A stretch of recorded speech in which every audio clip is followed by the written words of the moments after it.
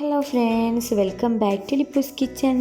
ഇന്ന് ഞാൻ വന്നിട്ടുള്ളത് നല്ല സോഫ്റ്റ് ആയിട്ടുള്ള നല്ല ടേസ്റ്റി ആയിട്ടുള്ളൊരു കുക്കറപ്പത്തിൻ്റെ റെസിപ്പി ആയിട്ടാണ്. കാണുമ്പോൾ തന്നെ കഴിക്കാനും നല്ല ടേസ്റ്റിയാണ്. ഒരൊറ്റ തവണ നിങ്ങൾ ട്രൈ ചെയ്ത് നോക്കുകയാണെങ്കിൽ തീർച്ചയായിട്ടും നിങ്ങൾക്ക് ഇഷ്ടപ്പെടും. അപ്പോൾ റെസിപ്പിയിലേക്ക് പോകുന്നതിന് മുമ്പായിട്ട് എൻ്റെ ചാനൽ ഇതുവരെ സബ്സ്ക്രൈബ് ചെയ്തിട്ടില്ലെങ്കിൽ ഒന്ന് സബ്സ്ക്രൈബ് ചെയ്യണേ. കൂടെ കാണുന്ന ബെൽ ബട്ടണും കൂടി ഒന്ന് പ്രസ് ചെയ്യണേ. അതിൽ ഓൾ എന്ന ഓപ്ഷൻ മറക്കല്ലേ. ഞാനിവിടെ കുക്കറപ്പം ഉണ്ടാക്കാൻ വേണ്ടിയിട്ട് ചീരോത്തരിയാണ് എടുത്തിട്ടുള്ളത്. അതായത് നമ്മൾ നെയ്ച്ചോറൊക്കെ ഉണ്ടാക്കാൻ വേണ്ടിയിട്ട് എടുക്കുന്ന ആ ഒരു അരി കേട്ടോ. ആ ഒരു അരി ഇതേപോലുള്ള ഒരു ഗ്ലാസ് അളവിലാണ് എടുത്തിട്ടുള്ളത്. ഇനി ഈ അരി നല്ല പോലെ ഒന്ന് പൊതിർത്തിയെടുക്കണം. ഞാനിവിടെ 3 മണിക്കൂർ പൊതിർത്തിയെടുത്തതിന് ശേഷം ഈ അരി നല്ല പോലെ വാഷ് ചെയ്ത് 1 മണിക്കൂർ കൂടി റെസ്റ്റ് ചെയ്യാനായിട്ട് വെച്ചിട്ടുണ്ട്. അപ്പോൾ 1 മണിക്കൂർ കൂടി റെസ്റ്റ് ചെയ്തതിന് ശേഷം നമുക്കിത് അരച്ചെടുക്കണം. നമ്മൾ ഇതേപോലെ നമ്മൾ പൊതിർത്തി വെക്കുകയാണെങ്കിൽ നമ്മൾ കുക്കറപ്പം നല്ല സോഫ്റ്റായിട്ട് വരും കേട്ടോ. നമുക്ക് ഈ കുക്കറപ്പം പച്ചരി വെച്ചിട്ട് ഉണ്ടാക്കാവുന്നതാണ്. പക്ഷേ ചീരോത്തരി വെച്ചിട്ട് ഉണ്ടാക്കുന്ന സമയത്താണ് നല്ല ഈ ഒരു കുക്കറപ്പം നല്ല പോലെ സോഫ്റ്റ് ആവുന്നതും അതേപോലെ തന്നെ ഉള്ളിലൊക്കെ നല്ല ആരൊക്കെ എടുത്ത് വരുന്നതും. നമുക്ക് അരയ്ക്കാനായിട്ട് തുടങ്ങാം. അതിനൊരു മിക്സിയുടെ ജാറിലേക്ക് നമ്മൾ എടുത്ത് വെച്ചിട്ടുള്ള അരിയിൽ നിന്ന് കുറച്ചിട്ട് കൊടുക്കാം. ഇനി അതിലേക്കൊരു 2 ടേബിൾ സ്പൂൺ തേങ്ങ ചിരകിയത് ചേർത്ത് കൊടുക്കാം. പിന്നെ ആവശ്യത്തിനുള്ള ഉപ്പ് ചേർത്ത് കൊടുക്കാം. 2 ഏലക്ക. അടുത്തതായി ഇതിലേക്ക് ഒരു 1/2 ടീസ്പൂണോളം ചെറിയ ജീരകം ചേർത്ത് കൊടുക്കാം. പിന്നെ ഇത് മുഴുവൻ അരച്ചെടുക്കാൻ വേണ്ടിയിട്ട് ഞാനിവിടെ ടോട്ടൽ 1 ഗ്ലാസ് വെള്ളമാണ് എടുത്തിട്ടുള്ളത്. അതിന് കുറച്ച് മാത്രമേ ഇതിലേക്ക് ഒഴിച്ചു കൊടുക്കാം. ഈ അരിയൊക്കെ ഒന്ന് അരയ്ക്കാൻ വേണ്ടിയിട്ടുള്ള വെള്ളം മാത്രമേ ഈ ഒരു സമയത്ത് ചേർക്കുന്നുള്ളൂ കേട്ടോ. പിന്നെ ഇതിലേക്ക് വേവിച്ചെടുത്തിട്ടുള്ള ചോറ് ഒരു 2 ടേബിൾ സ്പൂൺ ചേർത്ത് കൊടുക്കാം. ഇനി ഇതെല്ലാം കൂടെ നല്ല ഫൈനായിട്ട് തന്നെ അരച്ചെടുക്കാം. തരിയൊന്നും തീരെ ഉണ്ടാവാൻ പാടില്ല.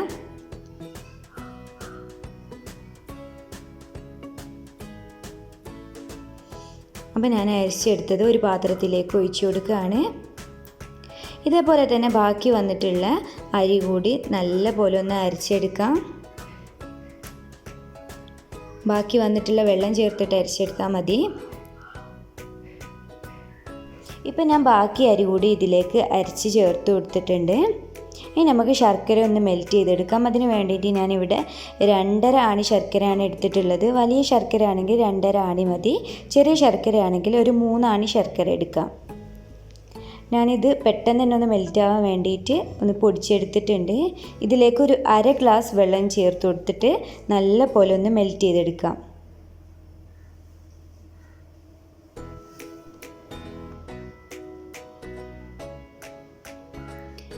ഇനി നമ്മൾ അരച്ചെടുത്ത മാവിലേക്ക് ഒരു 1/4 ടീസ്പൂൺ ബേക്കിംഗ് സോഡ ചേർത്ത് കൊടുക്കാം. ബേക്കിംഗ് സോഡ ചേർത്ത് കൊടുത്തതിന് ശേഷം നമ്മൾ ശർക്കര മെൽറ്റായി വന്നിട്ടുണ്ട്. അത് നല്ല ചൂടോടുകൂടി തന്നെ ഈ ഒരു മാവിലേക്ക് ഒഴിച്ചു കൊടുക്കാം. ഞാനൊരു അരിപ്പ വെച്ചിട്ടാണ് അരിച്ചെടുത്തിട്ടുള്ളത്. ഇനി ഇത് നല്ല പോലെ ഒന്ന് മിക്സ് ചെയ്തെടുക്കാം.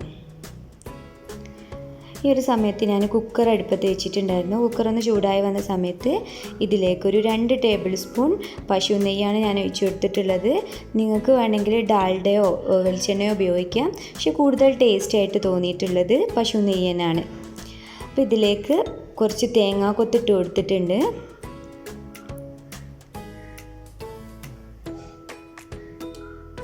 അപ്പോൾ ഇതൊരു ഗോൾഡൻ ബ്രൗൺ കളറായി വരട്ടെ. അപ്പോൾ ഒന്ന് കളർ മാറി വരുന്ന സമയത്ത് ഇതിലേക്ക് ചെറിയുള്ളി ചേർത്ത് കൊടുക്കാം. ഒരു 3-4 ചെറിയുള്ളി ചെറുതായിട്ട് അരിഞ്ഞെടുത്തതാണ്. അപ്പോൾ അതിൻ്റെ ഒരു പച്ചമണം മാറി വരുന്ന സമയത്ത് നമുക്കിതിലേക്ക് ബാറ്റർ ഒഴിച്ചു കൊടുക്കാം.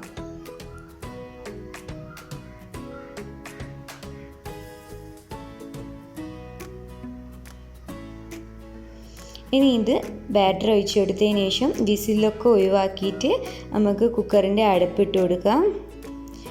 അതിനുശേഷം 1 മിനിറ്റ് മീഡിയം ഫ്ലെയിമിൽ വെച്ചതിന് ശേഷം 20 മിനിറ്റ് ലോ ഫ്ലെയിമിൽ വെച്ചാൽ നമ്മളെ കുക്കറപ്പം റെഡിയാണ്. അപ്പോൾ അതിന് ശേഷം ഒരു ടൂത്ത് പിക്ക് വെച്ചിട്ട് നിങ്ങൾക്കൊന്ന് ചെക്ക് ചെയ്ത് നോക്കാം. എനിക്കിത് കുക്കായി വരാൻ വേണ്ടിയിട്ട് 20 മിനിറ്റാണ് എടുത്തിട്ടുള്ളത്. പിന്നെ ഓരോരുത്തരെയും ഫ്ലെയിമിൻ്റെ ചൂടിനനുസരിച്ചിട്ട് ചെറിയ ചെറിയ മാറ്റമൊക്കെ വരാൻ ചാൻസ് ഉണ്ട്. എന്നാലും 20 മിനിറ്റിന് ശേഷം ഒരു ടൂത്ത് പിക്ക് വെച്ചിട്ട് ചെക്ക് ചെയ്ത് നോക്കാവുന്നതാണ്. പിന്നെ ചൂടൊക്കെ ആറിയതിന് ശേഷം മാത്രം കുക്കറിൽ നിന്ന് നമ്മൾ അപ്പം എടുക്കാവുള്ളൂ. അപ്പോൾ നിങ്ങൾക്ക് എല്ലാവർക്കും ഈ ഒരു കുക്കറപ്പത്തിൻ്റെ റെസിപ്പി ഇഷ്ടമായെന്ന് പ്രതീക്ഷിക്കുന്നു. വീഡിയോ ഇഷ്ടമായെങ്കിൽ ഷെയർ ചെയ്യുക, ലൈക്ക് ചെയ്യുക, കമൻറ്റ് ചെയ്യുക. ഇനിയും പുതിയ പുതിയ വീഡിയോസിനായിട്ട് എൻ്റെ ചാനൽ ഇതുവരെ സബ്സ്ക്രൈബ് ചെയ്തിട്ടില്ലെങ്കിൽ പ്ലീസ് ഒന്ന് സബ്സ്ക്രൈബ് ചെയ്യുക. കൂടെ കാണുന്ന ബെൽ ബട്ടണും കൂടി ഒന്ന് പ്രസ് ചെയ്യുക. താങ്ക്